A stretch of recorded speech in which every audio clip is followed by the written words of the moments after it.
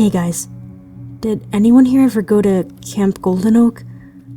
It's a long shot to reach out here, but I'm pretty sure my mind's playing some sort of trick on me, and I'd like to know I'm not suddenly losing it after years of that place not even crossing my mind. Let me back up.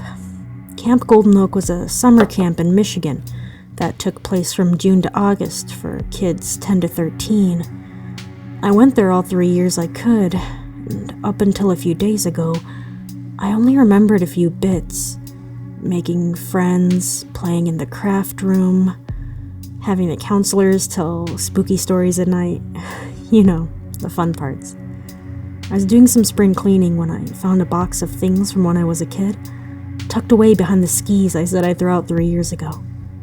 It was full of participation medals, report cards, school pictures, that sort of thing.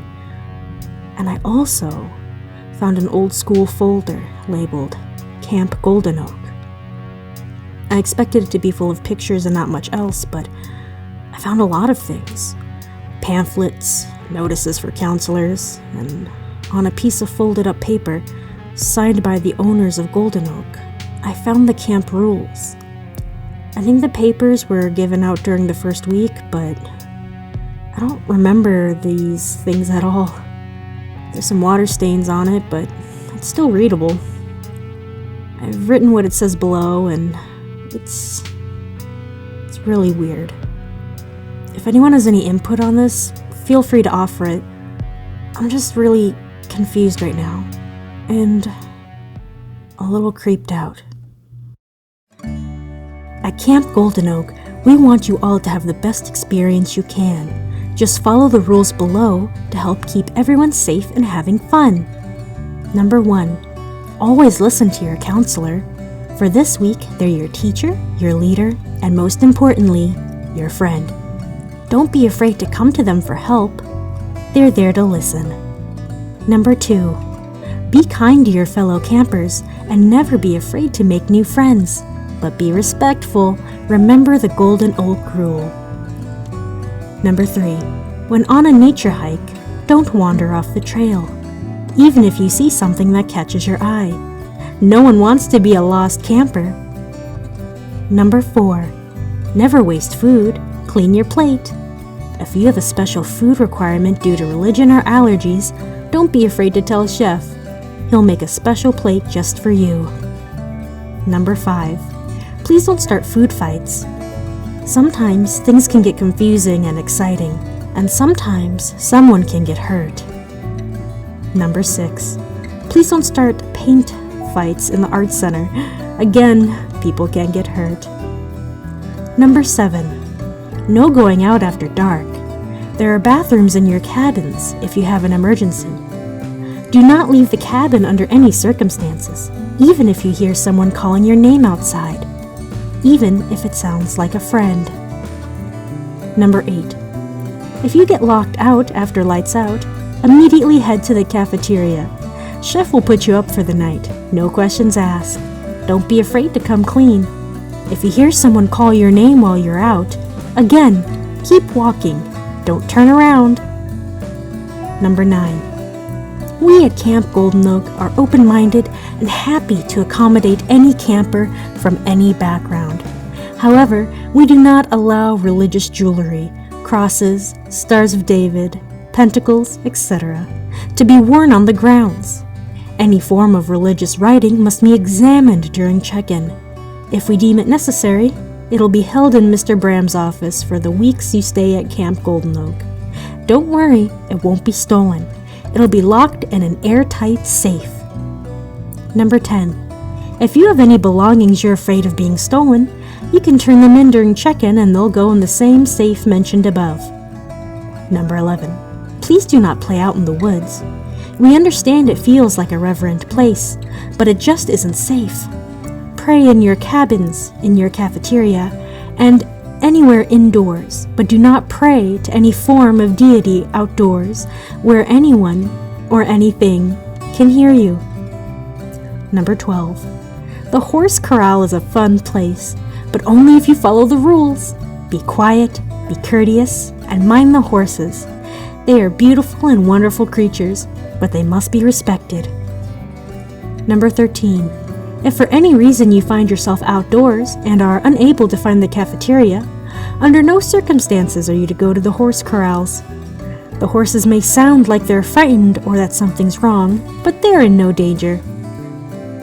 Number 14. Do not go into the marsh.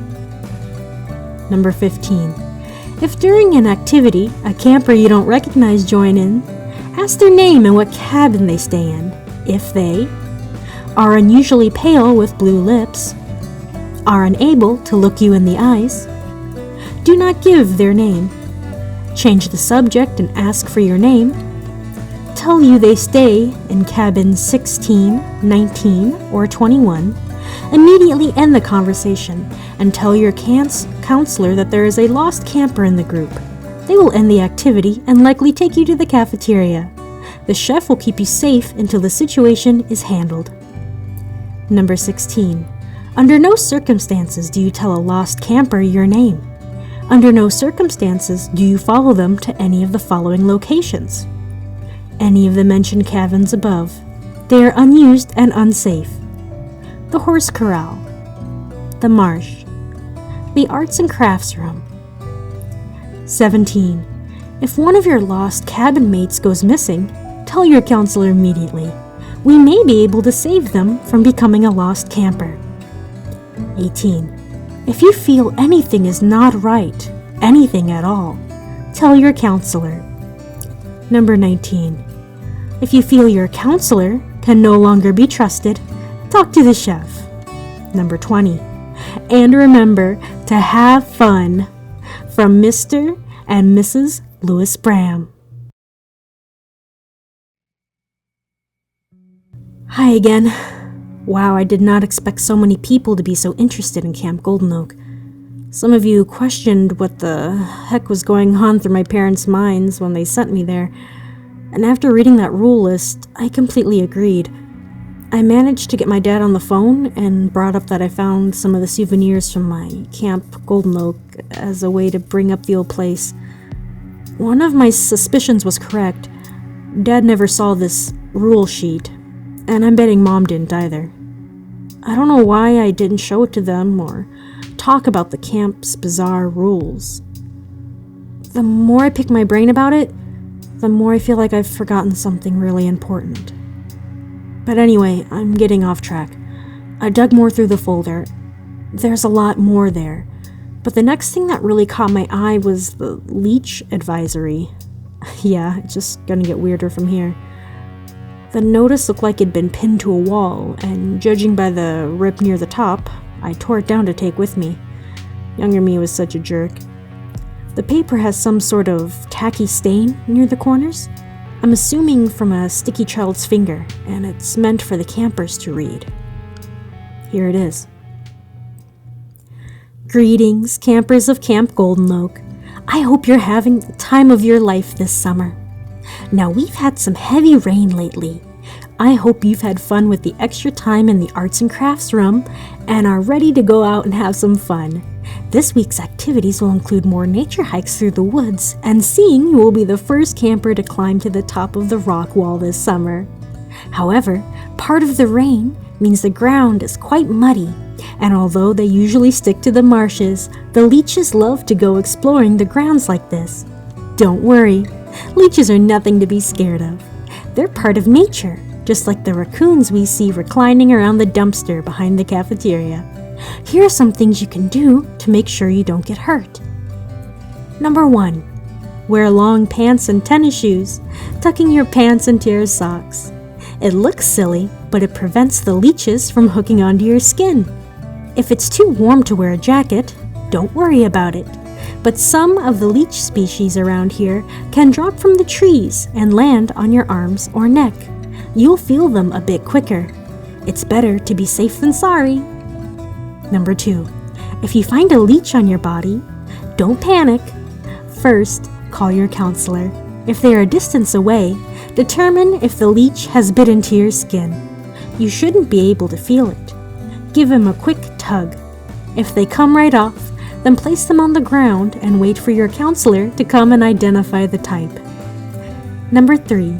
If the leech has attached itself to you, remember, Do not panic. Wait for your counselor. Do not attempt to remove it by yourself. Number 4. Once your counselor has removed and identified the leech, you will either be taken to the main office where Miss Bram will clean off the wound and send you on your way, or to Chef in the cafeteria. Some of the leeches around here have some nasty germs in their mouth, but Chef knows exactly how to clean up the wound so you don't get sick. Number 5. Remember to tell your counselor immediately if you find a leech on your body. Don't be embarrassed if it's crawled somewhere that's covering by a bathing suit. We're here to help. If any young women are too embarrassed to have the chef take care of their leech bite, then Miss Bram will do her best to treat it. Thank you very much. Remember that all the horse-related activities are suspended with the trails being in the condition that they're in. Be safe out there, campers, and remember to have fun. From Mr. and Mrs. Louise Bram. Okay, that one's not too weird. I do remember the leech infestation that happened when I think I was 11. Now that I think about it, one of the kids had to go home early because of a leech bite that had gotten infected. I guess he just didn't go to the counselor about it. I thought it was nothing until I got my fingers stuck on the tacky substance in the corner, and I realized that the paper felt a little thick. With some careful tearing, I found there was another paper stuck to the back. It's the same print, and it's also talking about the leeches, but this time it's directed at the counselors of Camp Golden Oak. I remember my counselor, Maggie. She seemed a bit dippy, but she meant well. I don't know how I didn't rip the back page to shreds, attempting to get it unstuck from the front, but it's readable. And it's taken a bit of a turn. I'll read it for you guys now. Counselors of Camp Golden Oak, I hope you're having a good time. I'm proud of each and every one of you for taking care of your campers. You're all doing a great job. A special shout out to Margaret Weiler for handling the situation last week with the lost camper. You immediately took action and proceeded calmly and efficiently, and because of that, you may have saved a child's life. The leech infestation has invaded the main campground rather than just sticking to the marsh as usual. The heavy rain and high winds are likely to blame. Although this means we'll likely have reprieve from the lost campers, as they seem to have a distaste for harsh weather, it means we may have to be on our A-game when it comes to these leeches. If a camper tells you there's a leech stuck to them, immediately call the other campers to your presence and have them check over for any parasites. Examine the child in question and the leech. 1. Is the leech brown, black, possibly with darker patterns on the skin? Immediately remove the leech. Try to be as gentle as possible to not hurt the camper, and dispose of it by sprinkling it in salt and putting it in a dry place. If you have your partner counselor with you, the rest of the campers can stay with them as you take the bitten camper to the main office. My wife will clean the wound and calm them down. There's nothing to worry about. 2. Is the leech gray or white with either red patterns on its back or what looks like green boils on its skin? Do not panic. Put on your gloves. Take the salt you should have in your first aid kit and sprinkle some on its back. It should immediately detach, but be careful. It'll try to make a run for it and they're quick. Grab it and crush it beneath your foot multiple times until its black blood soaks the ground. Do not attempt to crush one if you're not wearing shoes or only wearing flip-flops. Use the first aid kit if you have to. Once it's destroyed, have your partner counselor bury the remains in salt. 3. Immediately after killing the infected leech, have your partner counselor look after each of the children while you take the bitten one to the cafeteria. Chef will likely be in the kitchen, preparing the next meal, or he'll be putting together a puzzle in his private quarters. Loudly knock 3 times on his door before entering and explain the situation. 4. Treating one of these leech bites is extremely painful for the one bitten. It involves burning the bite wound and spreading on some herbs that burn even more than the flame. Even though it might be frightening, please stay there for the camper. Hold their hand and remind them that it will be okay. You might see something drip from the wound that is not blood. That means the treatment is working. I'd advise not looking though. It isn't pleasant to see. 5. Once the bite has been purged, take the child back to the cabin and put them for bed for the rest of the day. The wound may have been purged, but infected leeches will be attracted to the bite mark left by another of their kind. It's better to have them rest up while they heal. We have coloring books and materials in the office. Request them for your laid-up camper so they will have something to occupy their time with. If they have to go outside, make sure they wear long sleeves and pants so the scent of their blood is at least partially masked. 6. There are some times when your campers do not tell you that they have been bitten by a leech. You must stay on high alert, especially after trampling through muddy trails or if you stray too close to the marsh. Do not be ashamed if the latter happens. This may be a huge campground, but even I find myself walking towards the marsh on many days my mind wanders. Keep your eyes open for A. Leech bites. They should bleed quite a bit and they'll have a triangular shape if they're fresh. If they've aged a bit, they'll probably closely resemble a mosquito bite. Have Chef look at the bite you find suspicious, particularly if your camper is acting shifty about it. B. Your camper is experiencing a combination of any of the following symptoms. Insomnia, seeming to mentally check out during activities.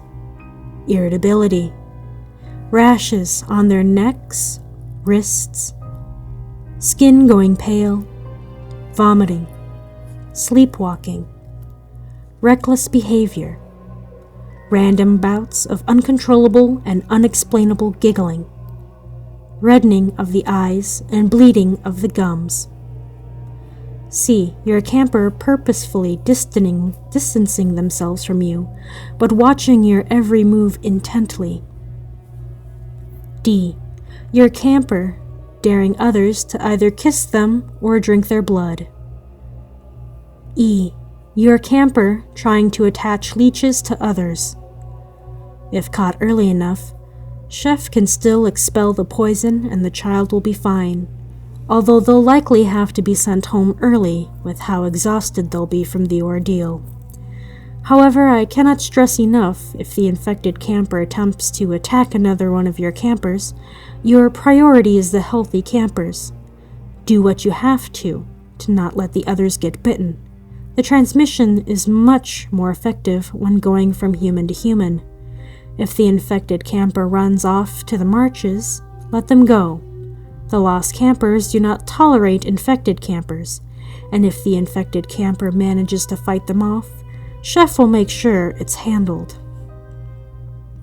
If the worst happens, you will not be blamed. I've personally interviewed each and every one of you. I know I can trust you with the safety of your campers. If we escape this wet summer with only 1 or 2 infected campers, I'll consider it a good year. You can do all you can, and there might be one that slips through the cracks. May the wild's God protect us this summer. Mr. Luis Bram.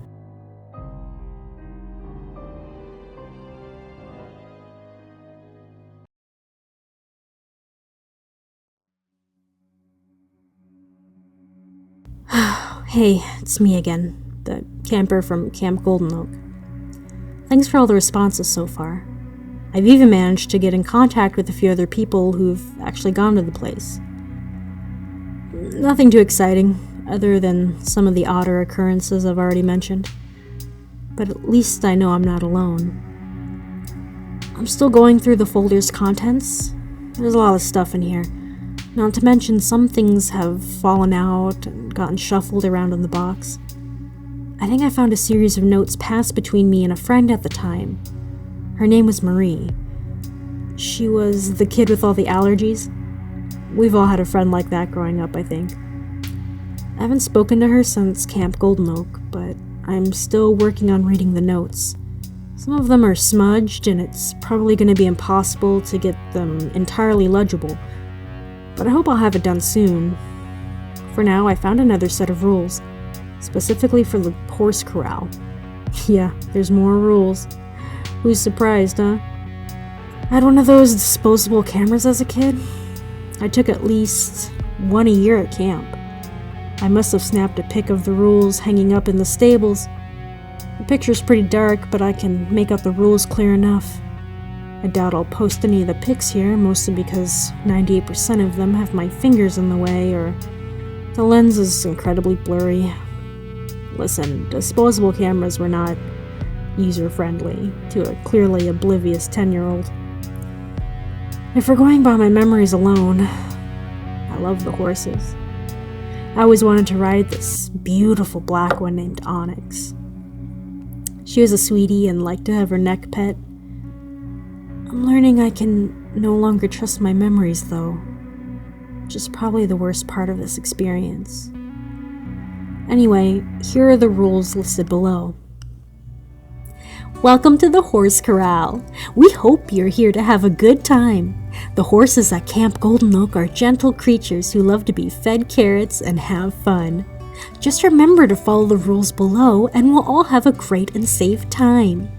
Number 1. Horses are living creatures who deserve our respect. They are not toys. You are not to hit, shout at, or kick the horses. If you are caught abusing one of our horses, you will be sent back to your cabin for the rest of the day's activities and will be strictly reprimanded.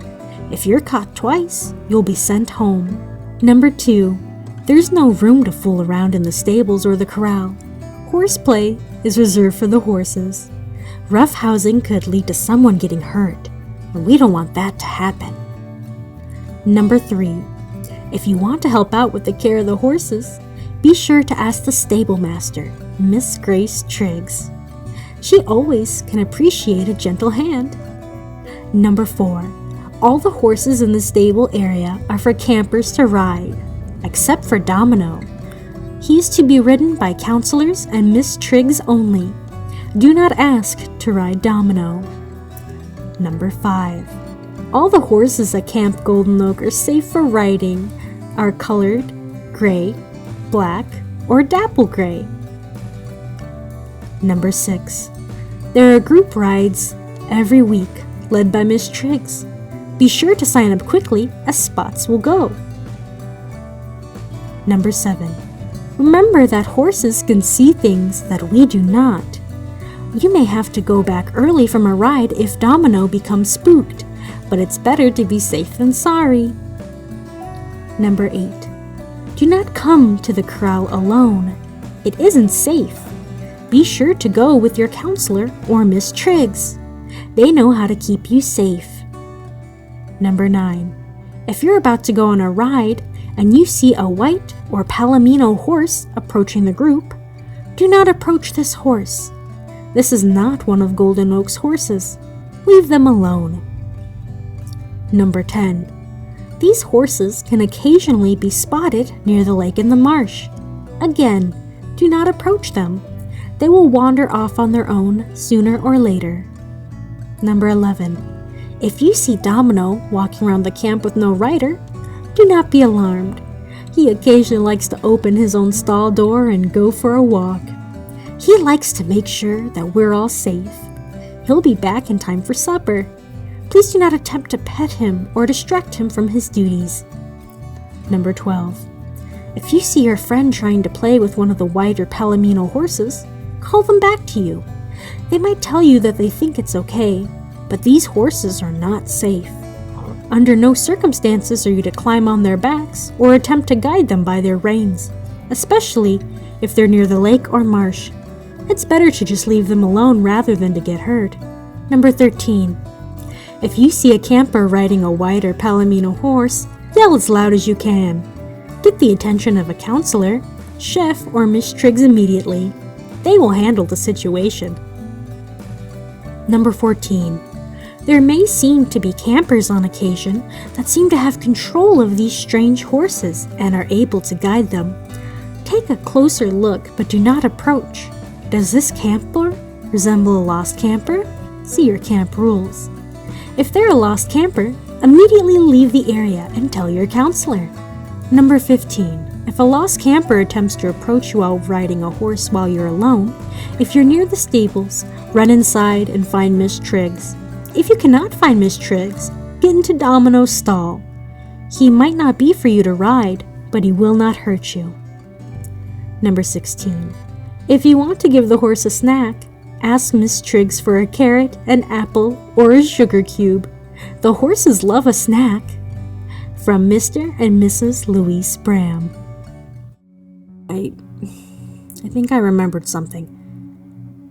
I was trying to organize the series of notes that were exchanged between me and Marie when this memory just hit me. I suppose thinking about the place long enough shook something loose. Part of me wonders if it's just something my mind made up. But after going through this folder, I'm not sure anymore.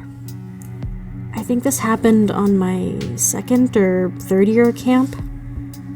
I was running down one of the horse trails. It was late at night. My heart was pounding in my chest, but I didn't dare turn around. I heard a voice call out for me, and I stumbled over a root and I fell to the ground. My knee scraped against a rock. And that's when I heard it. You know the squelch your tennis shoe makes after they've been soaked? It was that. The sound grew closer, and I scrambled back to my feet and took off again. I saw the stables, lit up by 2 lanterns at the front, and I ran faster. I didn't want to see what was behind me, but I knew if I stopped it would catch me. And I didn't want it to catch me. I opened the stable door and slammed it behind me, my head whipping around, searching for something, anything, and when I saw Domino, I was a pretty tiny child, but Domino was an enormous horse, easily the biggest of the stables. He was jet black with a white spot over his eye. He looked over at me before quietly nickering. I took that as my invitation. Feeling my fingers shake, I opened the stall and slipped inside. My legs turned to jelly and I fell to the ground. Domino ignored me, choosing to eat hay and flick his tail. The door opened and Domino raised his head. I heard the squelching of wet tennis shoes slowly approach, and I managed to stand close enough to peer over the stall door. There it was, a lost camper. He was a boy, probably around 12, with sunken pale cheeks and bangs hanging into his eyes. He was completely soaked. I saw goosebumps on his arms, but he wasn't shivering. He didn't look up, but he knew I was there.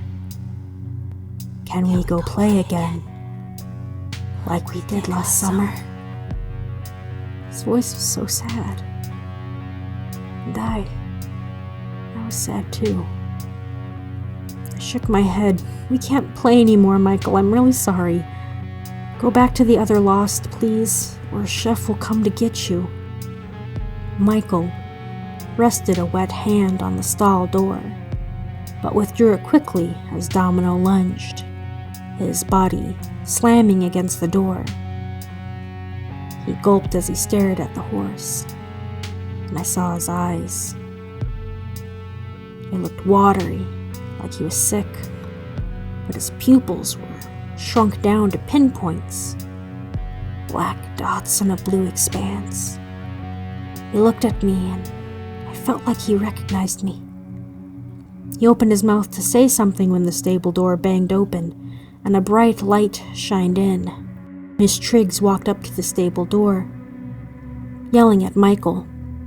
He bolted, his shoes squelching, slowly disappearing into the distance. Miss Triggs lifted up her flashlight. She wasn't a very big woman, but the gun on her waist wasn't the prop one she used for telling stories by the fireplace at the meal hall. She sighed and shook her head. There's no bringing back the lost child, kid. Come on, I'll let you bunk with me tonight.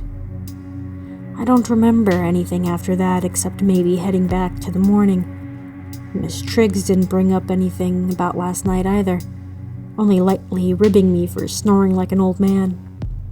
I laughed and ran to get breakfast. I knew Chef always made his blueberry pancakes on Saturday morning, and they always went fast.